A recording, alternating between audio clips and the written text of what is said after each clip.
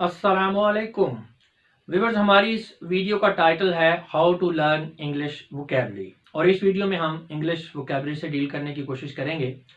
लेकिन सबसे पहले मैं अपने उन व्यूअर्स और स्टूडेंट्स का शुक्रिया अदा करना चाहूँगा जिन्होंने मेरे साबका काम को सराहा और अपने अतमाद का इजहार किया और मुझे मोटिवेट किया कि मैं वोकैबुलरी के ऊपर भी काम करूँ। बल्कि मैं थोड़ा सा माजरत ख़्वाह भी हूँ उनके साथ, क्योंकि वादे के मुताबिक मैंने डिले किया। मैं काफ़ी लेट हो गया वोकैबुलरी को अपलोड करने में। उसमें बहुत सारे फैक्टर्स हैं।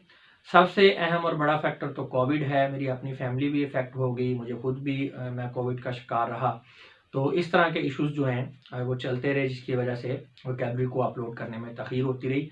लेकिन अभी आपका जो इंतज़ार है वो ख़त्म हो गया है। इंशाल्लाह इस वीडियो से अभी हमारा जो है वोकैबुलरी का कोर्स स्टार्ट हो गया है। जैसे हमने थ्योरी के अंदर हमारी पहली video how to learn English language थी, इसी तरह वोकैबुलरी के अंदर हमारी पहली video how to learn English vocabulary है। तो इसमें हम जनरली डिस्कस करेंगे इसके जो हमारा कोर्स है उसकी आउटलाइन को। इसके अलावा कुछ अजाफी चीज़ें हैं। बेसिकली हम एक पिक्चर क्रिएट करेंगे अपने माइंड के अंदर। हमें पता चलेगा इससे कि हमने वोकैबुलरी को लर्न करना किस तरह है और किस तरह हमने स्टेप बाय स्टेप मूव करना है। तो चलें स्टार्ट करते हैं। ये फर्स्ट कॉलम के अंदर जो ये इंट्रोडक्शन के अंदर जो पॉइंट्स लिखे हुए हैं, ये कोई आपके नोट करने वाली चीज़ें नहीं है कि आप इनको अपनी नोटबुक पे नोट करें या कोई इस तरह की नोट्स वाली चीज़ें नहीं है। एक्चुअली ये मैंने अपने आप को ट्रैक पे रखने के लिए, ताकि बात करते हुए मैं इधर उधर ना निकल जाऊँ, टॉपिक से हट हट जाऊँ, क्योंकि अक्सर ही मेरा ये प्रॉब्लम है, जब बात करते हैं तो फिर लंबी हो जाती है। तो ये मैंने अपने लिए हिंट्स रखे हुए हैं ताकि मैं ट्रैक के ऊपर रहूँ, टॉपिक से बाहर ना निकलूँ। जी, तो स्टार्ट करते हैं जी। सबसे पहले व्यूअर्स, हर लफ्ज़ एक कहानी होता है, एक आइडिया होता है, एक थ्योरी होता है, एक फ़िलॉसफ़ी होता है, एक कॉन्सेप्ट होता है, एक फ़ील होता है, एक इमोशन होता है। और ये सारी चीज़ें एक फ़र्द से दूसरे फ़र्द में तभी मुंतकिल हो सकती हैं जब दोनों के पास इन चीज़ों को मुंतकिल करने का टूल मौजूद हो। और वो टूल क्या है? Word itself. देखें, कम्युनिकेशन क्या है? कम्युनिकेशन का मतलब ये है कि आपके माइंड के अंदर जो पिक्चर है वो बिल्कुल दूसरे बंदे के माइंड में अंदर पैदा हो जाए। जो कुछ आप फील कर रहे हैं, जो आपके इमोशंस हैं, ठीक है, तो जब आप किसी से बात करें, चाहे लिख के या बोल के, तो वही इमोशंस, वही फीलिंग जो है वो अगले बंदा जो है वो भी फील करे जिससे आप बात कर रहे हैं। तो ये तभी मुमकिन है जब आपके पास उन फीलिंग्स को, इन इमोशंस को, उन कॉन्सेप्ट्स को पहचानने के लिए जो है वो प्रॉपर वर्ड्स मौजूद है, ठीक है। और इसमें दोनों का रोल है, यानी दोनों के पास वो वर्ड्स मौजूद हों, तो तभी कम्युनिकेशन हो सकेगी। उसकी मिसाल मैं आपको इस तरह से देता हूँ। देखिए, जब हमको मूवी देखते हैं ना, हमें पता होता है कि ये सारी इमेजिनरी चीज़ें हैं, ये फेक है, हकीकी चीज़ें नहीं हैं। लेकिन उसके बावजूद हम मूवी के अंदर किसी सीन को देख के जज्बाती हो जाते हैं। उसकी वजह क्या है? उसकी वजह है कि जो वो अल्फाज बोल रहे होते हैं, जो वर्ड्स बोल रहे होते हैं, उनके ज़रिए जो इमोशंस हैं वहाँ से हमारे अंदर मुंतकिल होते हैं। तो वर्ड्स का बहुत ज़्यादा इम्पैक्ट होता है, बहुत ज़्यादा असर रखते हैं। उसकी मिसाल ऐसे है ना, आप किसी को फिजिकली तकलीफ पहुंचाएं तो वो आर्जी होती है, कुछ अरसे बाद ख़त्म हो जाएगी, लेकिन अल्फाज के ज़रिए जो तकलीफ पहुंचती है वो तो बहुत अरसा तक चलती रहती है। तो वर्ड जो हैं इनका बहुत ज़्यादा इम्पैक्ट है। बल्कि मैं ये कहता हूँ कि जो वर्ड्स हैं ना वो गोली की तरह असर रखते हैं, यानी बुलेट्स की तरह जो है ना इनका असर होता है। तो नेक्स्ट हमारा पॉइंट है, words are essence of communication. जी, जो आपकी बातचीत है, जो कम्युनिकेशन है, अल्फाज उसकी रूह हैं। जो अल्फाज होते हैं वो किसी भी तहरीर का हुस्न होते हैं। एक बंदा जो है वो लिंग्विस्टिक का बड़ा माहिर है, यानी उसकी ग्रामर बड़ी स्ट्रॉन्ग है, बड़ा उसकी गलतियां नहीं होती उसके लिखे में, लेकिन उसके पास अल्फाज नहीं है, ज़ख़ीरा अल्फाज की कमी है, या वो प्रॉपर यूज़ नहीं कर सकता, प्रिसाइज यूजेज नहीं है उसका वर्ड्स का, तो उसकी तहरीर फीकी होगी, बेलुत्फ होगी, मज़ा नहीं आएगा उसकी तहरीर, उसका इम्पैक्ट जाता रहेगा, इंप्रेशन उसका अच्छा नहीं पड़ेगा। इसके बरक्स एक शख्स जो जिसकी इंग्लिश इतनी अच्छी नहीं है, ग्रामर भी उसकी ठीक नहीं है, गलतियां भी वो करता है लिखने में, लेकिन उसकी वोकैबुलरी बड़ी स्ट्रॉन्ग है, वोकैबुलरी बहुत अच्छी है, तो देखने वाले पर ना एक बड़ा रोब पैदा हो जाता है। वो कहता है यार इस बंदे की इंग्लिश बड़ी हाई है, हालांकि इंग्लिश नहीं हाई होती, सिर्फ वोकैबुलरी हाई होती है। तो ये बड़ी इंपॉर्टेंट चीज़ है, ये छोटी चीज़ नहीं है। आप कह लें कि अगर हम इंग्लिश लर्निंग की बात करें तो हाफ जो है हमारा थ्योरी है, हाफ हमारा वोकैबुलरी। वोकैबुलरी नहीं होगी तो कोई भी बात नहीं होगी। इसी तरह जो आपके वर्ड्स होते हैं ये आपकी पर्सनैलिटी को जो है वो डिपिक्ट करते हैं। अल्फाज का चुनाव जो है ना ये आपकी जो शख्सियत है उसका इजहार है। आपके अल्फाज से पता चलता है कि आपका बैकग्राउंड क्या है, आपकी तालीम कितनी है, किस तरह के लोगों के साथ आपका उठना बैठना है, आपका फील्ड कौन सा है, आपका नॉलेज जो है ये सतही है या इन डेप्थ एनालिसिस है, आपको एक्सपोजर कितना है, स्कॉलरली अप्रोच है आपकी, या आप एक ले मैन के तौर पर बात कर रहे हैं। तो ये सारी चीज़ें आपके अल्फाज से झलकती हैं। तो इसका मतलब है प्रॉपर वर्ड जो है ये आपके पास होना, ज़ख़ीरा अल्फाज होना और उसका यूज़, ये बड़ा रोल प्ले करता है आपके ओवरऑल इंप्रेशन में, ना सिर्फ एग्ज़ाम पॉइंट ऑफ व्यू से, ओवरऑल आम रोज़मर्रा ज़िंदगी में कम्युनिकेशन के अंदर भी इसका बड़ा रोल है। इसी तरह अगर हम बात करें, एक बड़ा अच्छा यहाँ पे प्रोवर्ब है, brevity is the soul of wit. तो जो इख्तिसार है ये अक्लमंदी की रूह है। देखिए होता ये है कि एग्ज़ाम की मिसाल ले लेते हैं, जब हम कोई बात कर रहे हैं एग्ज़ाम के अंदर ही, तो उसमें यह है कि हमें किसी मैसेज को कन्वे करने के लिए प्रॉपर वर्ड नहीं आता या भूल गया है। फिर क्या होता है कि फिर हम उस मैसेज को कन्वे करने के लिए हमें थोड़ा अजाफी लिखना पड़ता है, थोड़ा सा लंबा खींचना पड़ता है, बातचीत के ज़रिए हमें जो है ना वो मैसेज को कन्वे करना पड़ता था, ये था वो था, ऐसे करके हम घुमा फिरा के ना मैसेज जो है देने की कोशिश करते हैं। उससे अब दो नुकसान होते हैं। एक कि ये जो बेजा तवालत आपने डाली है उससे आपका इंप्रेशन ख़राब हो गया राइटिंग का, और बाज़ औक़ात बात को घुमाते घुमाते वो बात वैसे ही नाकाबिले फ़हम हो जाती है, समझ ही नहीं आ रही कि आप मैसेज दे क्या रहे हैं। और ये अक्सर ऐसा होता है क्योंकि आपके पास वर्ड्स नहीं होते प्रॉपर मैसेज कन्वे करने के लिए। तो जब आपके पास प्रॉपर वर्ड है तो एक लाइन से, एक वर्ड से सारा मैसेज जो है कन्वे हो जाएगा, अगले बंदे को समझ भी आएगी, इम्पैक्ट भी होगा, इंप्रेशन भी होगा। वही वाली मेरी मिसाल कि लफ्ज़ जो है वो गोली की तरह असर रखेगा, टा करके जनाब टक करके लगेगा अगले बंदे के दिल को और उसके दिल को छू लेगा। ठीक है, तो जब लफ्ज़ नहीं आएगा आप इधर उधर की हाँकते रहेंगे, तो इसलिए वोकैबुलरी बहुत ज़रूरी है जी। अच्छा, उसके बाद एक और चीज़ है, वोकैबुलरी से मुराद हम ये ले लेते हैं कि जी हमें अल्फाज मानी का पता हो, यानी कोई वर्ड है उसका मीनिंग पता हो। ऐसा नहीं है, सिर्फ अल्फाज का मानी जान लेने से बात नहीं पड़ेगी, उनका अप्रोप्रिएट यूजेज जो है, आपको प्रिसाइज यूज कि कौन से वर्ड को कहाँ पे यूज करना है। ठीक है, वर्ड, यही प्रॉब्लम होता है स्टूडेंट से कि उनको वर्ड का यूजेज का नहीं पता होता कि हमने इसको यूज कहाँ पे करना है। देखिए मिलते जुलते अल्फाज हैं और स्टूडेंट्स ये समझ लेते हैं कि ये चूंकि सिनोनिम्स हैं तो इसलिए आप इस वर्ड को यूज कर लें चाहे दूसरे को यूज कर लें, एक ही बात है। ऐसा नहीं है। देखें इंग्लिश लैंग्वेज के अंदर एक्चुअल में कोई भी सिनोनिम नहीं है। हम याद जरूर करते हैं, क्वेश्चन भी आते हैं हमें, आप उसे कह सकते हैं वैरायटी ऑफ वर्ड्स। एक वर्ड कभी भी किसी दूसरे वर्ड का मुतबादल नहीं हो सकता। There is no substitution for word. ठीक है, ये रूल हमेशा याद रखिएगा प्रिसाइज यूजेज ऑफ वर्ड्स की जब बात करते हैं। उसमें आपको मैं एग्जांपल्स भी दे सकता हूँ। मसलन हमारे पास सिनोनिम है जी, एक एरोगेंस एंड प्राउड। अब ये सिनोनिम है, दोनों का मतलब तकब्बुर है, लेकिन इनके यूजेज में ज़मीन आसमान का फ़र्क है। प्राउड जो ये नेगेटिव पॉजिटिव सेंस में जाता है, एरोगेंस नेगेटिव सेंस में जाता है। इसी तरह हमारे पास एक लफ्ज़ है औजार। ठीक है, अब औजार के लिए हमारे पास तकरीबन काफ़ी सारे सिनोनिम्स हैं। मतलब इसे इंस्ट्रूमेंट से हम ज़ाहिर कर सकते हैं, इसे टूल कह सकते हैं, इसे अपरेटस कह सकते हैं, इसे इम्प्लीमेंट कह सकते हैं। तो ये सारे सिनोनिम्स हैं, लेकिन एक्चुअल में ये सिनोनिम्स नहीं है, इनके यूजेज में बड़ा फ़र्क है। ठीक है, अगर तो आपको ऑब्जेक्टिव क्वेश्चन आ गया सिनोनिम से रिलेटेड फिर तो आप कह सकते हैं, लेकिन आप लिख रहे हैं, यूज कर रहे हैं, तो फिर बड़ा फर्क पड़ता है इनके यूजेस से। मसलन अगर आपका जो कोई डॉक्टर है वो अपने औजार के साथ काम कर रहा है तो उसके लिए हम इंस्ट्रूमेंट का वर्ड यूज करेंगे। अगर आपका कोई साइंसदान अपने औजारों के साथ काम कर रहा है उसके लिए प्रैक्टिस का वर्ड यूज करेंगे। अगर कोई बढ़ई जो है वो अपने औजार के साथ काम कर रहा है उसके लिए टूल का वर्ड यूज करेंगे। अगर कोई किसान जो है वो अपने औजारों के साथ अपने खेतों में काम कर रहा है तो उसके लिए इम्प्लीमेंट का वर्ड यूज करेंगे। तो इस तरह से फर्क पड़ता है, ये बात ज़हन में रखिएगा। There is no substitute for any word. कोई भी लफ्ज़ किसी दूसरे लफ्ज़ का मुतबादल नहीं हो सकता।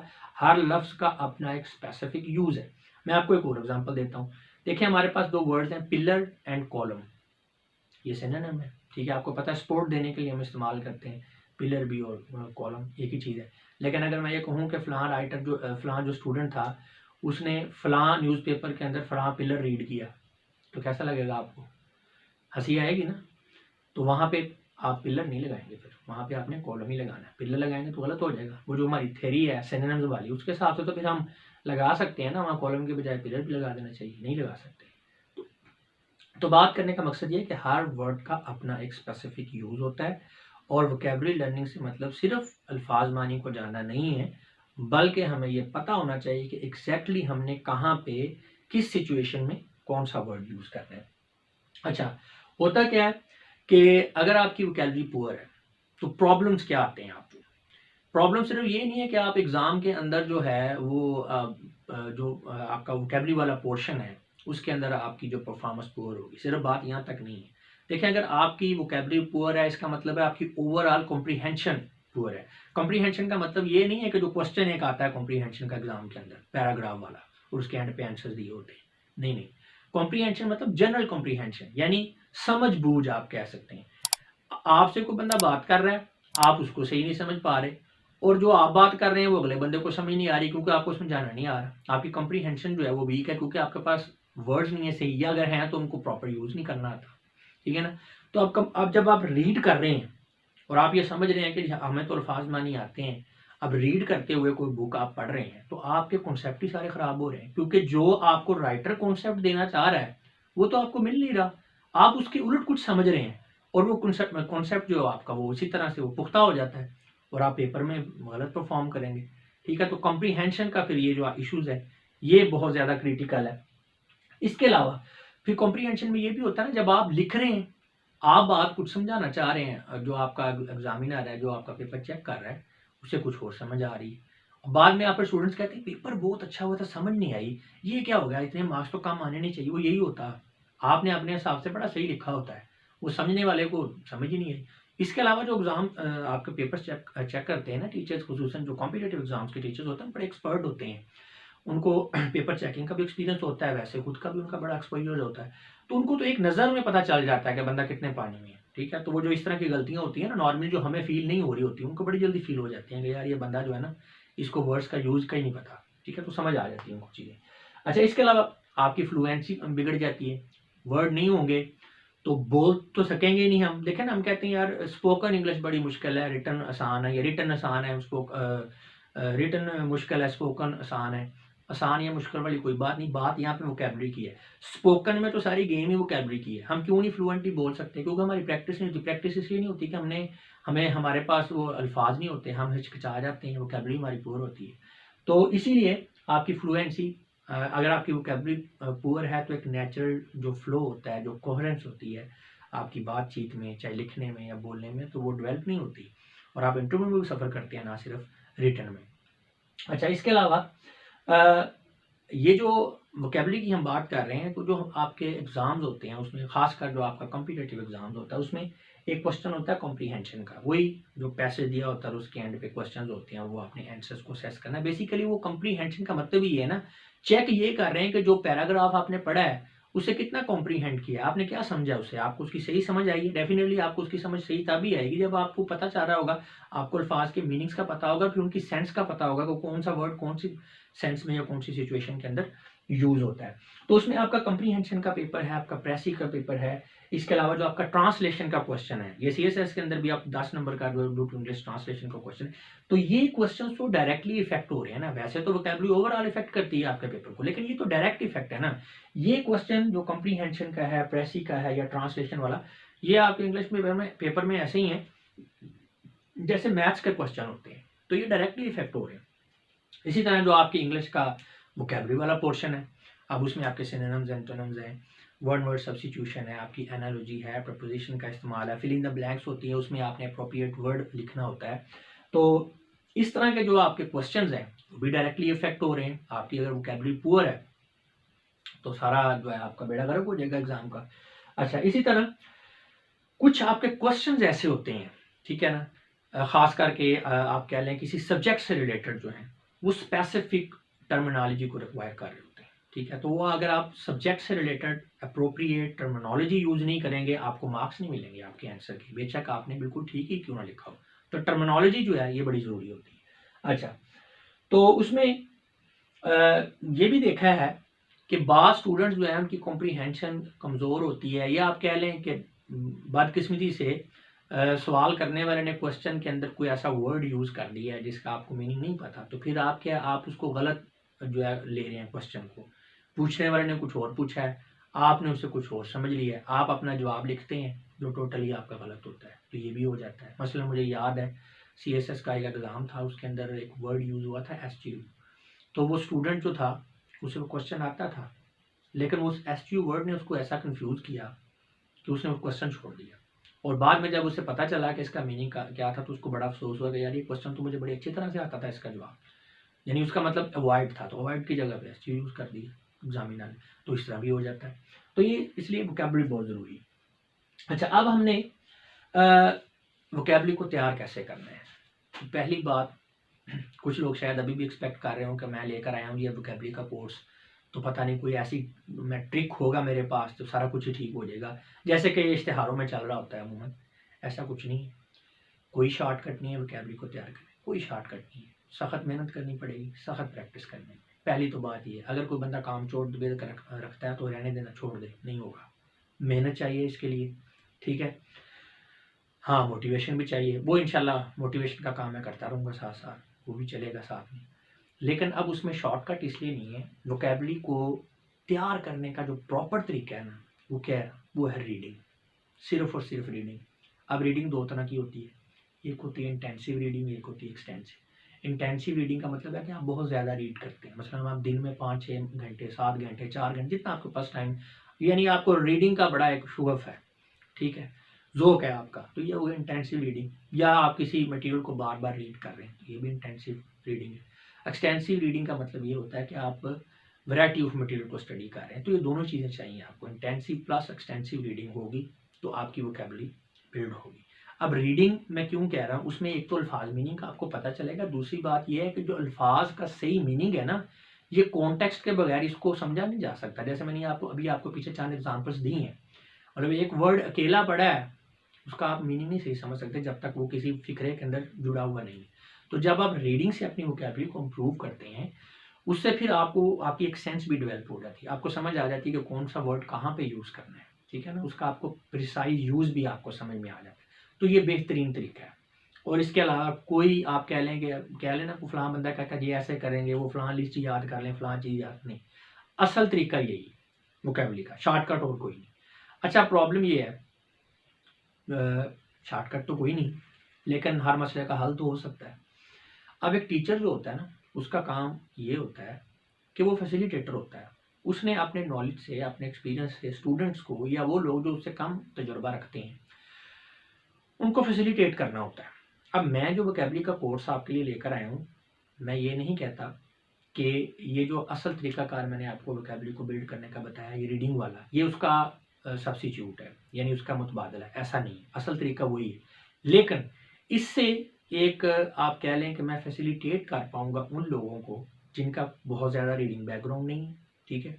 और दूसरा ये कि उनके पास टाइम कम है, उन्होंने अपीयर होना है किसी एग्ज़ाम में जल्दी, तो उनके लिए ये बड़ा मुफीद साबित होगा। लेकिन असल तरीका मैंने आपको बता दिया है, वोकैबुलरी का वही है, ठीक है, शॉर्टकट कोई नहीं। ये भी शॉर्टकट नहीं है, इसमें भी काफ़ी मेहनत आपको करनी पड़ेगी। लेकिन ये है कि मैं कह सकता हूँ कि ये कम वक़्त के अंदर जो है ना, आप भरपूर इससे फ़ायदा हासिल करके एग्ज़ाम में अपीयर होने के काबिल हो जाएँगे। अगर आप ज़्यादा मेहनत करेंगे तो इंशाल्लाह बहुत अच्छी भी हो जाएगी आपकी वोकैबुलरी। तो ये इसमें अब दोनों तरीकाकार मैं आपको बता सकता हूँ। वो रीडिंग वाला पहले उसकी बात कर लेते हैं। अच्छा, रीडिंग में क्या होता है, स्टूडेंट्स जो है ना, वो डिक्शनरी यूज़ नहीं करते।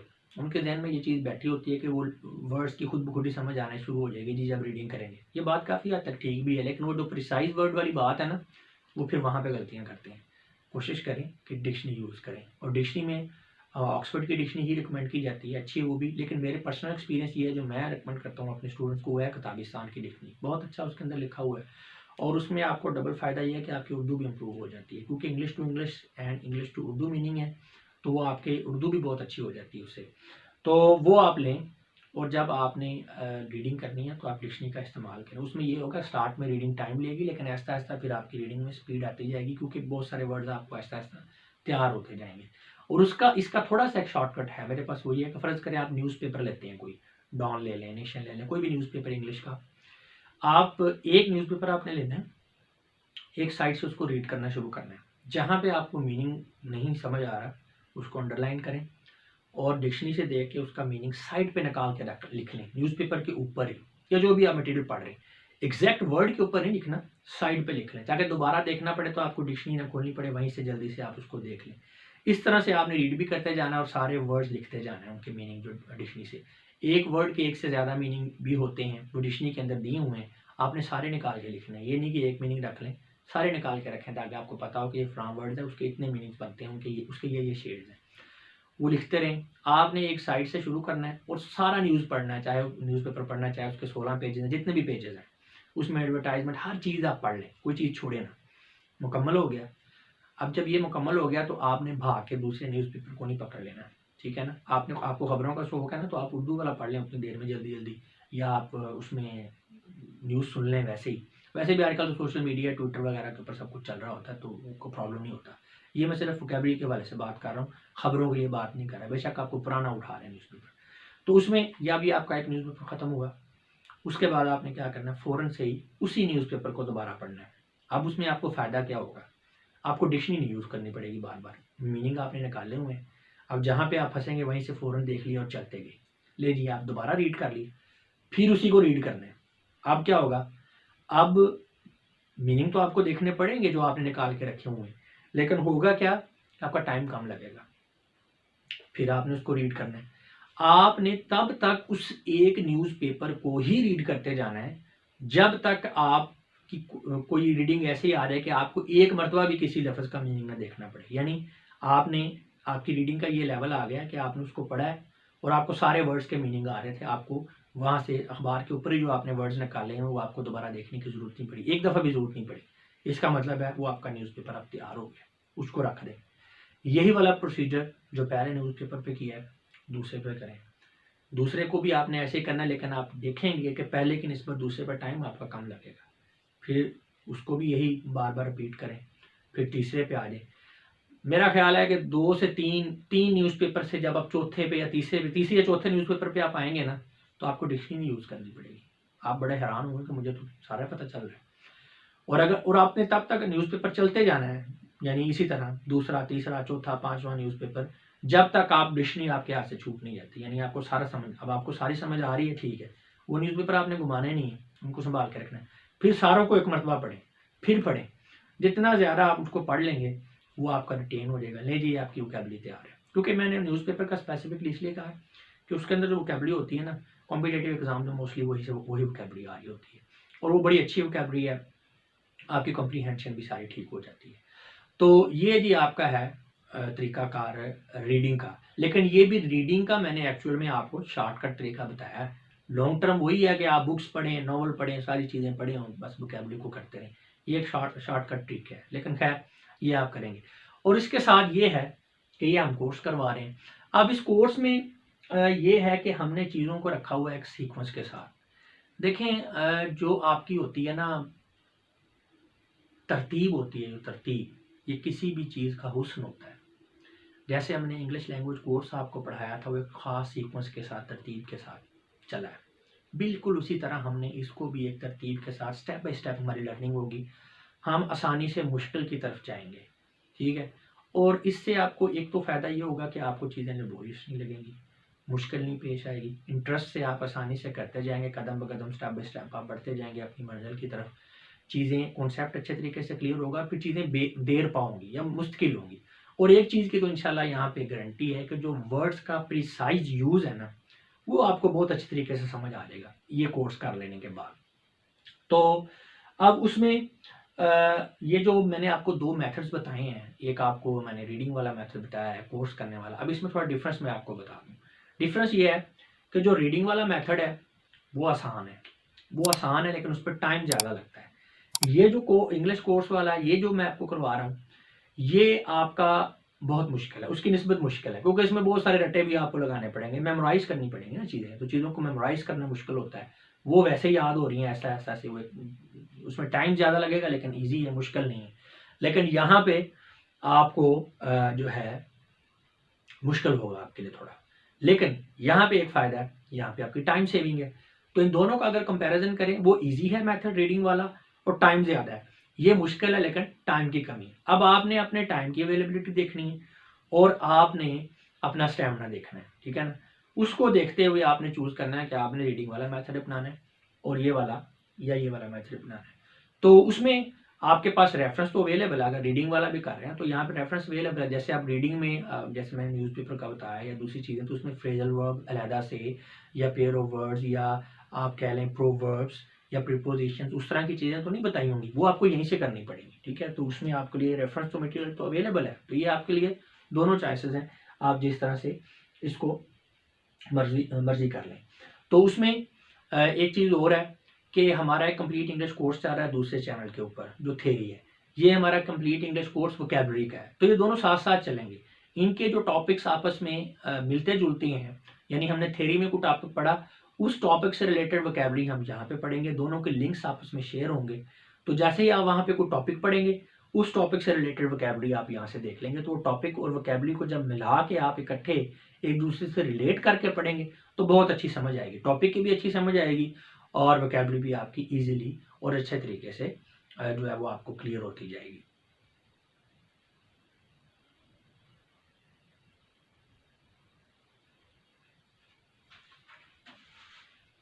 चलें अभी हम हमारा जो वोकैबुलरी का कोर्स है इसकी आउटलाइन को देख लेते हैं। इसमें भी जैसे हमने थ्योरी में पढ़ाया था आपको, इसी तरह वोकैबुलरी में भी है। इसमें भी दो इसके लेवल हैं, एक बेसिक कोर्स है और एक आपका एडवांस कोर्स है। अब बेसिक और एडवांस का फ़र्क ये है कि एडवांस कोर्स से मुराद ये है कि जो कॉम्पिटिटिव एग्ज़ाम्स के स्टूडेंट्स हैं, स्पेसिफिकली ग्रेजुएशन लेवल से अबव, जिनको हायर लेवल की एक्सपर्टीज़ चाहिए इंग्लिश में, तो वो इसको करेंगे, ठीक है। जिन्होंने कंपटीशन के एग्ज़ाम में अपीयर नहीं होना, नॉर्मली किसी टेस्ट में करना है या शौकिया इंग्लिश सीख रहे हैं, तो उनके लिए बेसिक्स को ही लर्न कर लेना काफ़ी है। लेकिन कॉम्पिटिटिव जो एग्ज़ाम्स के स्टूडेंट हैं उनके लिए दोनों ज़रूरी हैं। अच्छा, बाद लोग कहते हैं जी हमारी तो बेसिक्स क्लियर है, लेकिन होती नहीं है। जब ये आप करेंगे तो आपको समझ आ जाएगी। तो बेसिक्स क्लियर करेंगे पहले, फिर आप एडवांस लेवल पे जाएंगे। अगर हम बेसिक कोर्स की बात करें तो इसमें ये हमारे पास वोकैबुलरी की लिस्ट है जिनको हमने याद करना है। और याद कैसे करना है ये आपको तरीका भी हम बताएंगे। जैसे ही हम कोई टॉपिक शुरू करवाएंगे उससे पहले उसकी एक इंट्रोडक्टरी वीडियो होगी, उसके अंदर हम उसकी आउटलाइन बताएंगे कि ये जी हमारा टॉपिक है, ये चीज़ें हमने इसमें करनी है और कैसे याद करनी है, उसका सारा प्रोसीजर, हर चीज़ उसके बारे में समझाई जाएगी। तो वो आपने साथ रहना है, तो इंशाल्लाह आपको पता चलता रहेगा। अच्छा जी, parts of body basic course की बात कर रहे हैं। नेम्स ऑफ रिलेशंस हैं, प्रोफेशंस हैं, सैलुटेशंस हैं, कलर्स हैं, फ्रूट्स हैं, वेजिटेबल्स हैं, ड्राई फ्रूट्स हैं, ग्रेन्स एंड अदर जो आपके ईटेबल्स हैं। अच्छा जी, टाइप्स ऑफ मीट है, ड्रिंक्स है, बेकरी आइटम्स हैं, फ्लावर्स हैं, minerals, birds, animals cries, young ones of animals, ये बड़ी इंटरेस्टिंग चीज़ें हैं। साउंड्स हैं, बिल्डिंग्स एंड देयर पार्ट्स हैं, क्लॉथ्स एंड क्लॉथ्स हैं। अच्छा, डेज, मंथ्स एंड टाइम्स। अच्छा, कुछ स्टूडेंट्स कह रहे हैं वो सर ये क्या बच्चों वाली चीज़ें पढ़ा रहे हैं। देखें, ये वही चीज़ें हैं जो आपको फंसाती हैं, ख़ास करके इंटरव्यू में, ख़ास करके आपका जो ओरल एग्ज़ाम होता है, जब आप आइल्स के ओरल एग्ज़ाम के अंदर बैठे हुए हैं या आप आम गुफ्तगू कर रहे हैं, आम बोलचाल के अंदर इंग्लिश बोलनी है, तो फ्लुएंसी आपकी इसी वजह से ख़राब हो रही होती है कि इन्हीं आम चीज़ों का आपको नहीं पता होता, आपके पास इनकी वोकैबुलरी नहीं होती। जब ये आपको करेंगे तो आपको फील होगा कि बड़ा चेंज आ गया आपके अंदर। डिजीज़ के names, drugs and medicines, education, furniture, games and sports, insects, kitchen equipment, अच्छा, precious stones, tools and weapons, trees, war and peace। देखें, जब वोकैबुलरी करेंगे ना तो बड़ा ज़बरदस्त आपके अंदर चेंज आ जाएगा। आपको फील होगा कि आप कुछ भी लिख सकते हैं, कुछ भी बोल सकते हैं। देखें, हमारी रोज़मर्रा ज़िंदगी में इस्तेमाल होने वाली तकरीबन ये सारी चीज़ें इसके अंदर आ जाती हैं। और इससे आपने परेशान नहीं होना कि ये पता नहीं कितनी लंबी लिस्ट है। बहुत ज़्यादा लंबी लिस्टें भी नहीं है ये, और इतना कोई मुश्किल काम भी नहीं है। आपको बताएंगे भी हमने इसको तैयार करना है, इससे घबराना नहीं है, इंशाल्लाह इजीली हो जाएगा ये आपको। उसके बाद वर्ड सीरीज आ गया। अब वर्ड सीरीज क्योंकि ये हमारे टॉपिक्स हैं, हमारा जो थ्योरी का टॉपिक, यहाँ ये जो चीज़ें बताई हैं इसमें हमारी थ्योरी का टॉपिक नहीं है कोई। अब ये हमारे थ्योरी के टॉपिक शुरू हो गए, उससे रिलेट करके अब हम वोकैबुलरी को पढ़ रहे हैं। मसलन थ्योरी के अंदर हमारा टॉपिक है रूट वर्ड्स का, राइमिंग वर्ड्स का, वर्ड फैमिलीज का, कंपाउंड वर्ड्स का, मेटाफोर का, सिमिली का, synonym, antonym, homophones, pair of words, prefix, fixes, ये हमारे सारे थ्योरी के टॉपिक्स हैं। उन टॉपिक्स को पढ़ के, मतलब हम पढ़ेंगे कि जी ये क्या होता है, जी राइमिंग वर्ड्स क्या होते हैं, हमने पढ़ लिया, समझ लिया। अब फिर हमें राइमिंग वर्ड्स की एक लिस्ट को याद करना है। स्टडी हम वहाँ पे कर लेंगे कोर्स में, ठीक है, थ्योरी में, और लिस्ट जो है वो यहाँ पे अवेलेबल होगी। बिल्कुल इसी तरह फर्ज करें हम कहते हैं ये प्रीफिक्स क्या होते हैं, सफिक्स क्या होते हैं, वो हम समझेंगे थ्योरी के अंदर, और उनसे जो हमारी लिस्ट होगी, जो चीज़ें हमने याद करनी है, वो यहाँ पे आपको वोकैबुलरी के अंदर मौजूद होंगे और लिंक्स शेयर होंगे। वहाँ जब आप थ्योरी पढ़ रहे होंगे तो थ्योरी के अंदर यहाँ पे जो वोकैबुलरी वाली लिस्टें हैं, इन ये जो वीडियोज़ होंगी उनका लिंक शेयर किया गया होगा।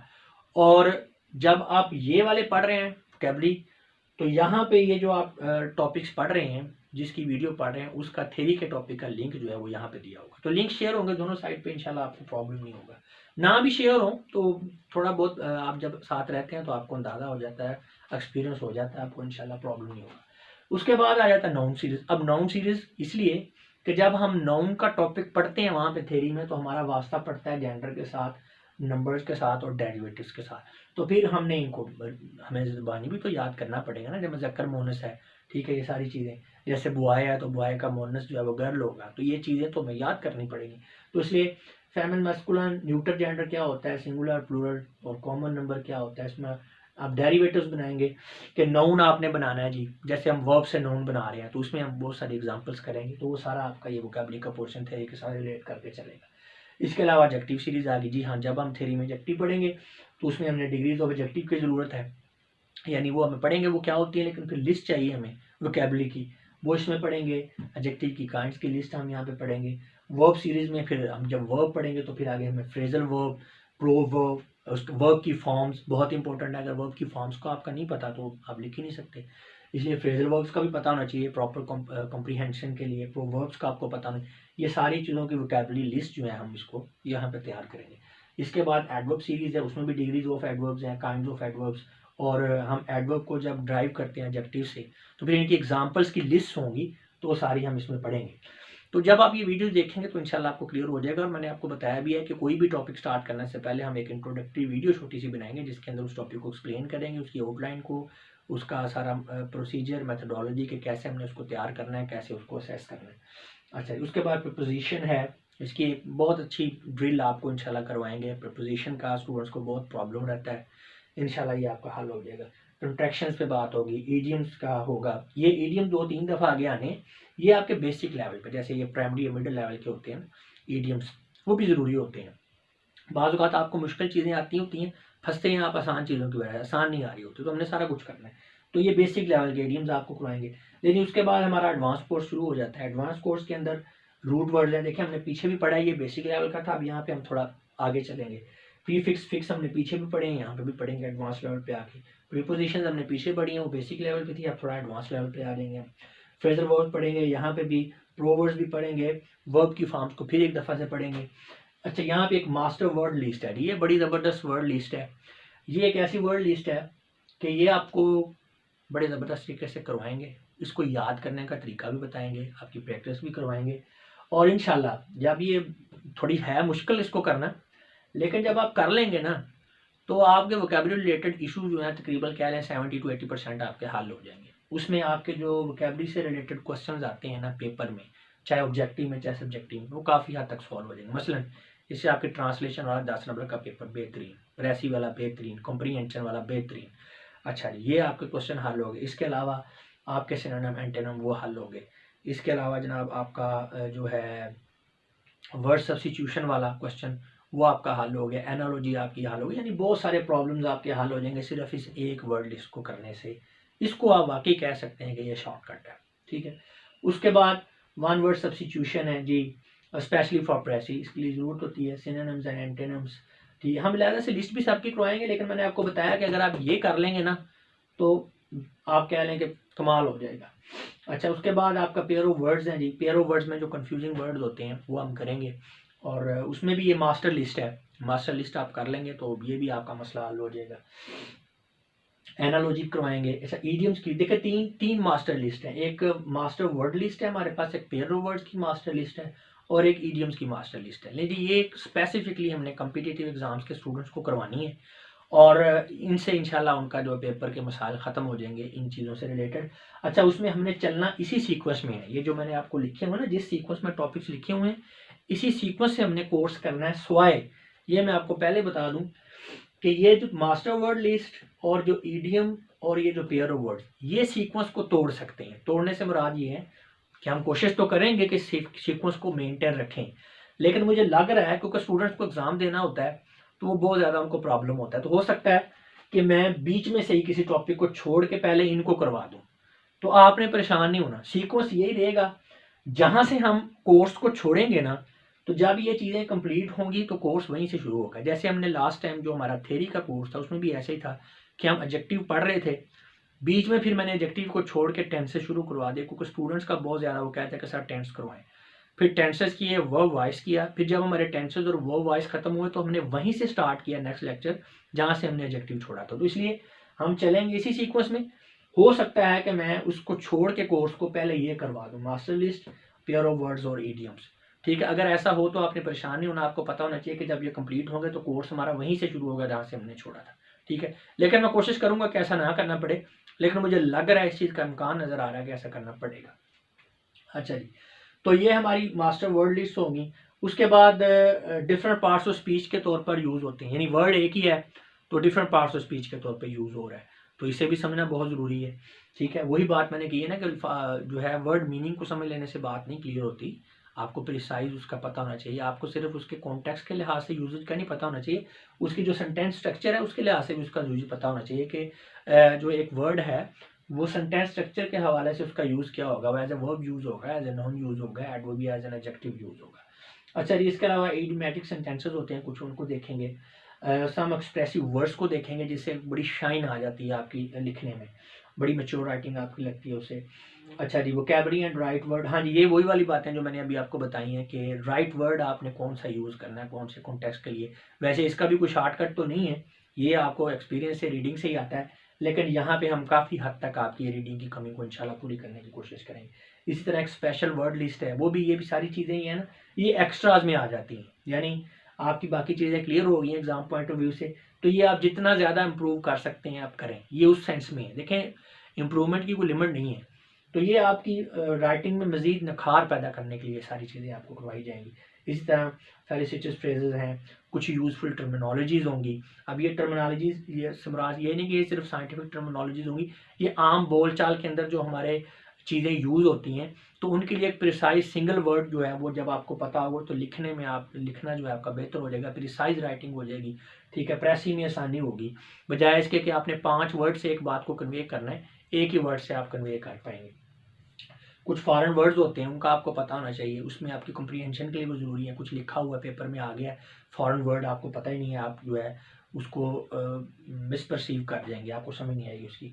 इसी तरह कुछ एक्रोनाइम और एब्रीविएशंस हैं, ये आपको ज़रूर जो है मुखफ़फ़ पता होने चाहिए, ये आपके लिए वैसे भी आपका जो जनरल नॉलेज का पेपर है उसमें भी आपकी हेल्प करेंगे। अच्छा, उसके बाद ये हमारा कोर्स हो गया। ठीक है, अब कुछ जो कॉम्पिटिटिव एग्ज़ाम के स्टूडेंट्स हैं उनसे थोड़ी सी बात करना चाहूँगा। बाकी लोग जो हैं वो, उनके लिए यही था कि यहाँ तक ये जो आपका कोर्स का आउटलाइन आपको बता दी है, तो ये आपको इंशाल्लाह करवा दी जाएंगी। अच्छा, उसमें ये भी है, कॉम्पिटिटिव एग्ज़ाम्स के जो स्टूडेंट्स हैं उनसे थोड़ी सी बात और करना चाहूँगा। दूसरे लोगों को मैं जो है अभी फ्री कर रहा हूँ, लेकिन उससे पहले कुछ चीज़ें देख लें। देखें, ये लिखा हुआ है मैकेनिज्म ऑफ चैनल ऑपरेशन, तो उसमें मैं आपको बता चुका हूँ कि हर टॉपिक से पहले इंट्रोडक्टिव वीडियो होगी, उसमें हम सारा उसमें बताएंगे आपको कि वो आप टॉपिक को अपने करना क्या है, उसकी आउटलाइन कैसे कैसे तैयार करना है, कैसे रिटेन करना है।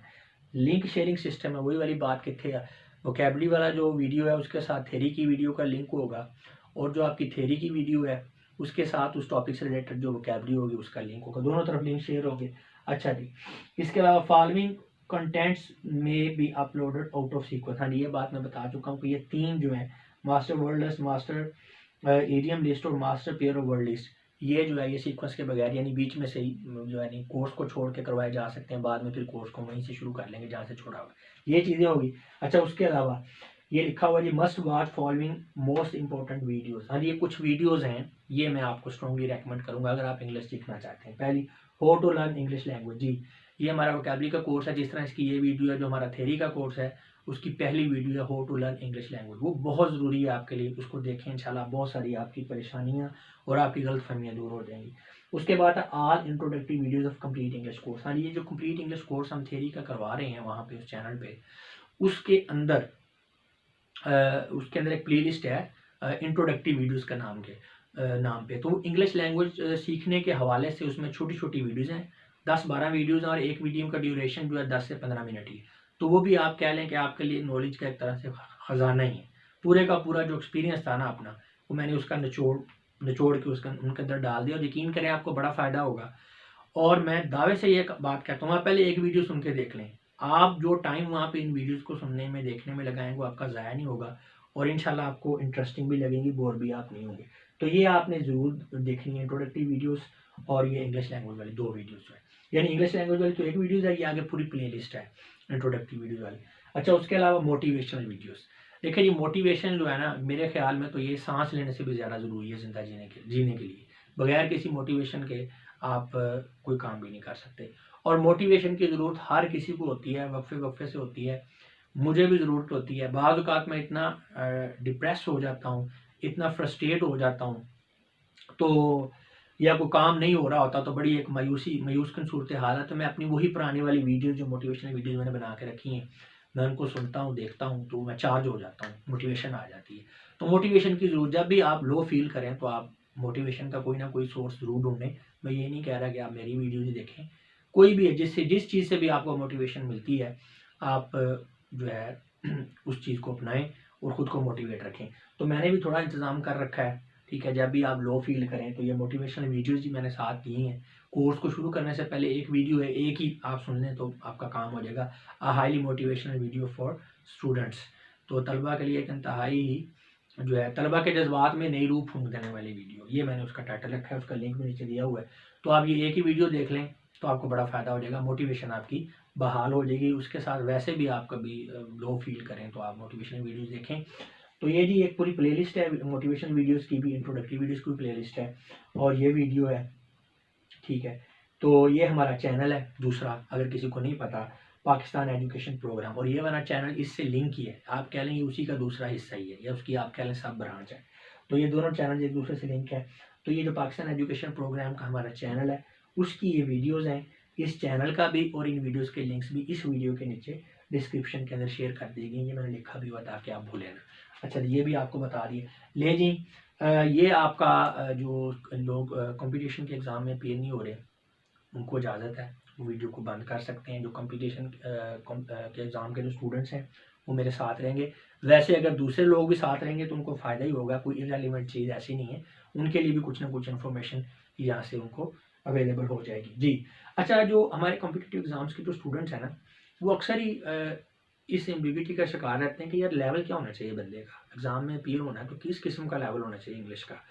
और बहुत सारे लोग मिसगाइड करने के लिए भी हैं। मिसगाइड करने के लिए इसलिए, लेकिन जब चीज़ें कमर्शियलिज़्म में आ जाती हैं, जब टीचिंग के साथ कमर्शियलिज़्म अटैच हो जाता है तो बहुत सारे झूठ साथ में अटैच हो जाती हैं। आपको इश्तहारबाज़ी की खातिर ना बड़ा कुछ करना पड़ता है। और इश्तहारबाज़ी क्या है?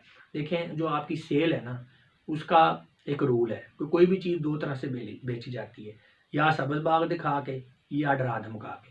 तो वो जो इश्तिहारी किस्म के लोग होते हैं, वो चीज़ों को इस तरह से प्रेज़ेंट करते हैं कि वो अगले बंदे को ऐसे लगता है कि यार ये पता नहीं पहाड़ है, क्या मुश्किल है, मैं तो कर ही नहीं सकता। बेसिकली वो आपको ये डरा रहे होते हैं, आपको ये समझा रहे होते हैं इनडायरेक्टली कि आपका गुज़ारा उनके बगैर है नहीं, हो नहीं सकता। मैं आपको गारंटी से कहता हूँ, नो डाउट अकेडमीज़ के अंदर ये टीचर्स जो हैं उनके पास बड़ा एक्सपीरियंस होता है, बड़े-बड़े अच्छे लोग भी हैं, फ़ायदा भी होता है। लेकिन ऐसा नहीं है कि बंदा खुद से कोई काम नहीं कर सकता। बंदा जिस बंदे ने ग्रेजुएशन की है वो हर तरह की जो है ना स्टडी, वो सेल्फ स्टडी के ज़रिए वो जो है वो अचीव कर सकता है।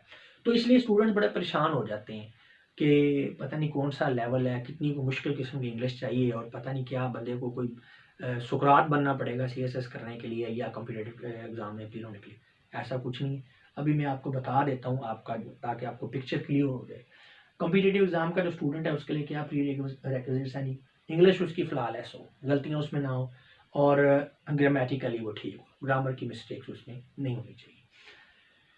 गुड एंड प्रिसाइज वोकैबुलरी, वो मैं अभी आपको बता चुका हूँ। वोकैबुलरी अच्छी भी हो और उसका लफ्ज़ों का इस्तेमाल सही हो कि कहाँ पे कहाँ कौन सा वर्ड आपने यूज़ करना है। अच्छा जी, और आपने precise use of vocabulary according to the context. हाँ जी, वही चीज़ जो भी मैंने आपको बताई। अब उसमें थोड़ा सा मैंने इसको बाइफरकेट कर दिया है कि आपने सूटेबल वर्ड यूज़ करना है और सब्जेक्ट स्पेसिफिक टर्मिनोलॉजी आपने यूज़ करनी है। फ़र्ज़ करें आप सोशियोलॉजी का क्वेश्चन सॉल्व कर रहे हैं तो आपको सोशियोलॉजी की सारी वोकैबुलरी जो है वो आनी टर्मिनोलॉजी का पता हो।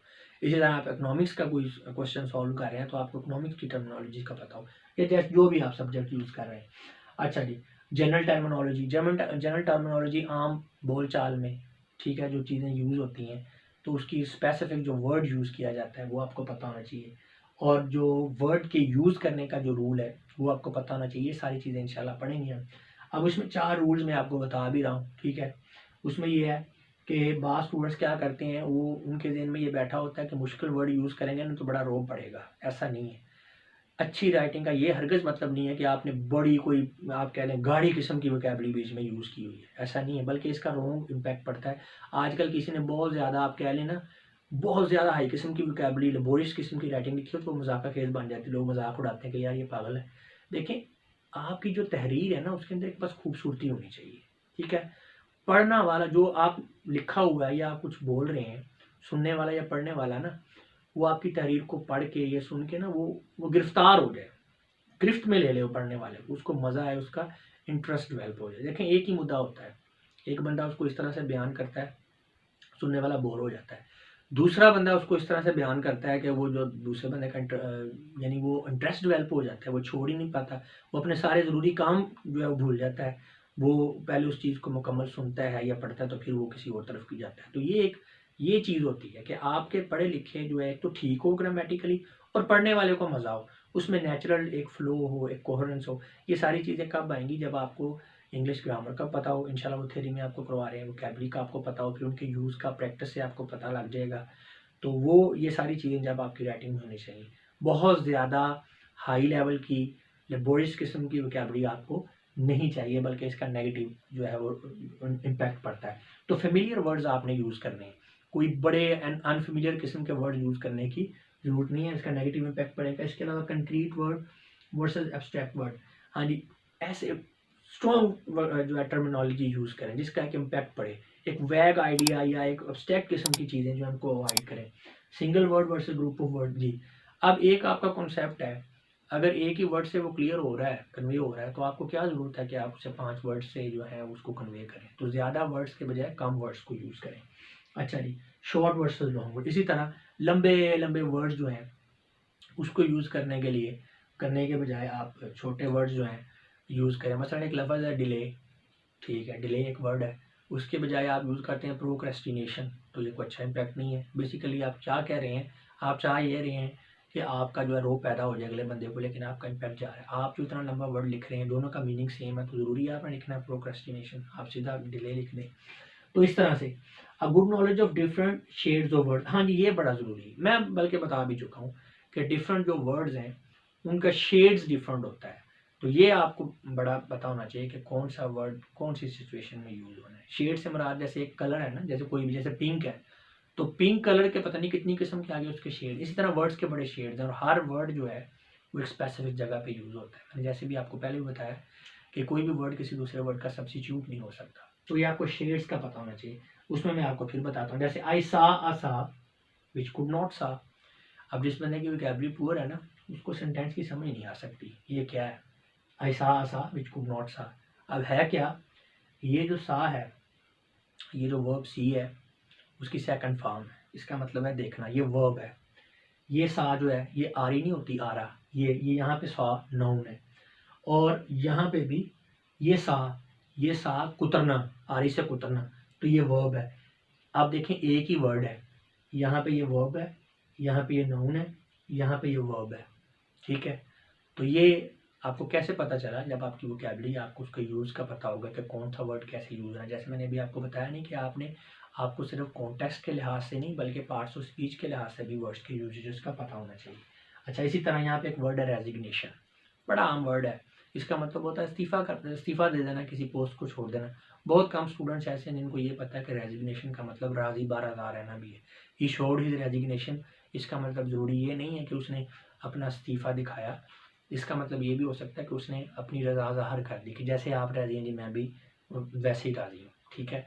तो ये आपको कॉन्टेक्स्ट से पता चलेगा। ही शोड हिज रेजिग्नेशन, ये आपको कॉन्टेक्स्ट से पता चलेगा कि वो इस्तीफ़ा दिखा रहा है या उसने किसी की रज़ा के ऊपर अपनी रज़ा जो है वो ज़ाहिर कर दी। तो इसी तरह प्रोवाइडेड दैट, अब प्रोवाइड का मतलब क्या होता है, मुहैया करना, लेकिन प्रोवाइडेड दैट का मतलब मुहैया करना नहीं है। ये क्या है यहाँ पे, बशर्ते के, ठीक है ना, अगर ऐसा किया जाए तो, इस तरह के ये नहीं। इसी तरह फॉर गुड, अब जिस बंदे को वोकैबुलरी की सेंस नहीं है वो ये समझेगा फॉर गुड का मतलब होता है अच्छाई के लिए, लेकिन ये गलत है। फॉर गुड का मतलब होता है हमेशा हमेशा के लिए। अच्छा, इसी तरह कंपाउंड, अब कंपाउंड जो है ये मुरक्कब इसका मीनिंग है, लेकिन कंपाउंड का मतलब पर मुश्तमिल होना भी होता है, कंपाउंड का मतलब जोड़ना भी होता है। तो डिफरेंट इसके शेड्स होते हैं वर्ड्स के। इसी तरह प्राउड और एरोगेंस मैं आपको बता चुका हूँ। अब लेफ्ट और राइट, लेफ्ट का मतलब छोड़ना भी होता है, लेफ्ट का मतलब आपका बायां भी होता है, राइट का मतलब सही भी है और राइट का मतलब दायां भी। ये मैंने सिंपलेस्ट आपको एग्जांपल दी है। इसी तरह और भी एग्जांपल दे। लाइट, अब लाइट का मतलब रोशनी भी है और लाइट का मतलब हल्का भी है, ठीक है। तो बीट, बीट का मतलब मारना भी होता है, बीट का मतलब होता है हराना भी होता है।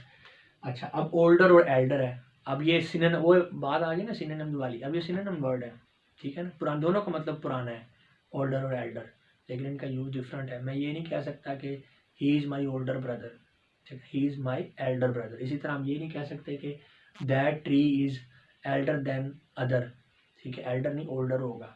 तो ये आप देखें हैं ये सिनोनिम, लेकिन इनका यूज डिफरेंट है। अच्छा, इसी तरह वो मैंने आपको इंस्ट्रूमेंट, टूल और ऑपरेटर्स, इम्प्लीमेंट वाली एग्जांपल पहले दे दी है। अच्छा, यानी वही चारों का मतलब औजार है।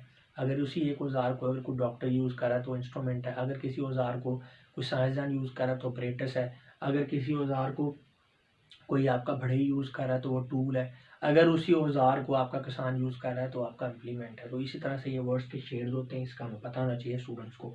देयर इज़ नो यूज़, अच्छा अब यहाँ पे मैं आपको एक और मुहावरे ज़रा बताता हूँ। There is no use crying over spilt milk. अब इसका अगर हम लफ्ज़ी तर्जुमा करें ना तो इसका मतलब ये है कि जो आपका गिरा हुआ दूध है उसके ऊपर चीखने चलाने का कोई फ़ायदा नहीं है। लेकिन अगर इसका मुहावरा तर्जुमा किया जाए तो ये बनेगा, अब पछताए क्या फ़ायदा जब चुड़ियाँ चुग गई खेत। अब देखें ना, कहाँ वो चुड़ियों का जिक्र और खेत चुगने का जिक्र, और बात क्या हो रही है, there is no use crying over spilt milk. तो देखें फिर ये यही चीज़ें हमने सीखनी है अपने कोर्स के अंदर। अब ये there is no use crying over spilt milk जो है, अगर इसको उर्दू में मैं ट्रांसलेट करूँ तो इसमें दूध का कोई जिक्र नहीं होगा। इसके उर्दू में ट्रांसलेशन यही होगी, आप पछताए क्या फ़ायदा जब चुड़ियाँ चुग गई खेत, ठीक है। इसी तरह ब्लिंक द फैक्ट, अब ब्लिंक का मतलब होता है आंखें झपकना। तो यहाँ पे ब्लिंक द फैक्ट को अब मैं अगर वर्ड बाय वर्ड तर्जमा करूँगा तो इसका मतलब यही है कि मैं हकीकत को आंखें झपका रहा हूँ, नहीं। ब्लिंक द फैक्ट का मतलब है हकीकत पर पर्दा डालना या हकीकत को छुपाना। तो इस तरह ये वोकैबुलरी का नॉलेज जो है ये होना बड़ा ज़रूरी है जी। करेक्ट यूज़ ऑफ प्रीपोजिशन का आपको पता हो, ये CSS के स्टूडेंट्स के लिए, यानी कॉम्पिटिटिव एग्जाम के जो स्टूडेंट उनके लिए कह रहा हूँ। फ्रेजल वर्ब्स का पता हो, इडियम्स का पता हो। अच्छा, क्वालिटी राइटिंग और लेबोरियस स्क्रिप्ट का आपको पता हो, हाँ जी, वो मैं आपको बता चुका हूँ वो भी, कि आपने ये नहीं समझ लेना कि भारी भरकम आप अल्फाज यूज़ करेंगे तो वो बड़ा उसका इंप्रेशन होगा, नहीं। सिंपल लिखना है आपने, बस मैसेज कन्वे हो, गलतियाँ ना हो, एक नेचुरल फ्लो हो, कोहरेंस हो, एक जो जेन्युइननेस है जो है उसके अंदर शो होनी चाहिए। लेकिन ये सारी चीज़ें हैं। अब हम बात करते हैं जी हमारा मिशन क्या है। हमारा मिशन, यानी मैं अगर अपनी बात करूँ या अपने चैनल की बात करूँ, not only teaching of vocabulary but also it's preparatory methods. हाँ जी, हमने आपको सिर्फ वोकैबुलरी नहीं टीच करनी कि ये जो अल्फाज मीनिंग है ये, हम आपको इनकी तैयारी का तरीका भी बताएंगे। जैसे मैंने बताया कि हर वीडियो के साथ इंट्रोडक्टरी वीडियो होगी और उसमें ये सारी चीज़ें डिस्कस किया करेंगे। Our main emphasis is to equip the students with skill of using appropriate and precise words जी। तो स्टूडेंट्स को इंशाल्लाह, स्टूडेंट्स के अंदर हमने ये स्किल डेवलप करने की कोशिश करनी है कि वो अप्रोप्रिएट और प्रिसाइज वर्ड को यूज़ करना उनको आ जाए, स्पेसिफिक सिचुएशन के अंदर, स्पेसिफिक कॉन्टेक्स्ट के अंदर, ठीक है।